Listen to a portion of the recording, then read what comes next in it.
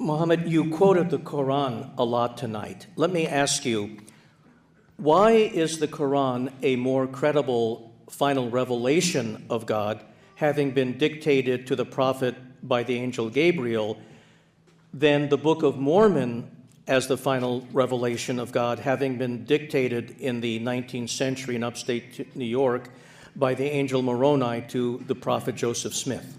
The reason why is because the Quran has certain parameters and certain challenges that the Book of Mormon doesn't have. For example, it has the inimitability challenge, it has the preservation challenge. The Quran is the only preserved book. It has predictions that predict the future that couldn't have been known at the time. On probability, we find it very difficult. I'll explain that in the conclusion when I'll give you more expansion on what I'm saying.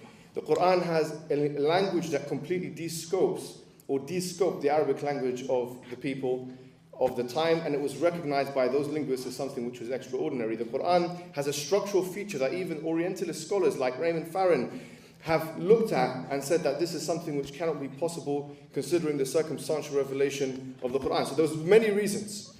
And I think the main point is the Quran gives us a falsification challenge. And since you're a fan of science, the fact that it gives us a falsification challenge makes it, in many ways, quite scientific.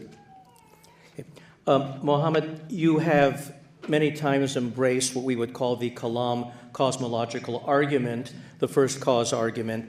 If, in fact, time and space began with the Big Bang, and if something cannot come from nothing, but Allah created the world ex nihilo, out of nothing, how did an immaterial being with no physical attributes, no physical brain or body, create everything around us in a context where there was no time and space for A to cause B? How did he do it?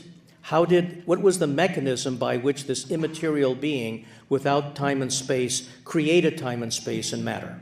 Well, as the Arabs say, Adam al-Dalil laysa dalil al-Adam. So it's an argument from ignorance. If we don't know how something works, it doesn't mean it is false.